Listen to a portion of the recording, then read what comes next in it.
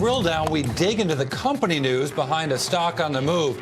Now, shares of Sony down 15% in the last year, another 2% today. Could have been worse since the company pre-announced a surprise of $2 billion loss. But the Sony loss tells us quite a bit about the danger of the world we live in. Think about this. In the last few weeks, Sony has suffered from both an earthquake, a tsunami, and one of the most devastating corporate cyber attacks ever.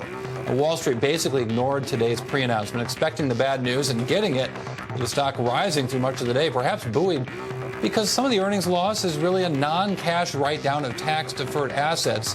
That's right, I'm talking accounting. I did that. I talked accounting. But Sony had to take the write-down because of the earthquake and tsunami. The natural disasters destroyed an asset that was going to give them a tax break for years to come. That asset's gone. But Sony also detailed how much the natural disaster and the unnatural disaster of the cyber attack cost the company in the last quarter. The numbers are shocking, at least they were to me, because the cyber attack cost nearly as much as one of the worst earthquake disasters in the history of the Earth. Now, Sony says the earthquake cost them $208 million in profits last quarter.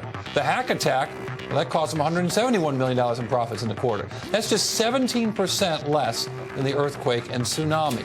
Why? Well, it's because Sony's a company that is increasingly relying on networked information to turn a profit. For example, Sony hasn't turned a profit selling televisions since 2004, but networked products like the PlayStation are the second largest source and the fastest growing source of Sony's profits. Last stat, proving that what I just said. So according to an outfit called Diffusion, 78% of the PlayStation 3 owners have had their devices connected to the internet, compared with 73% for the Xbox 360.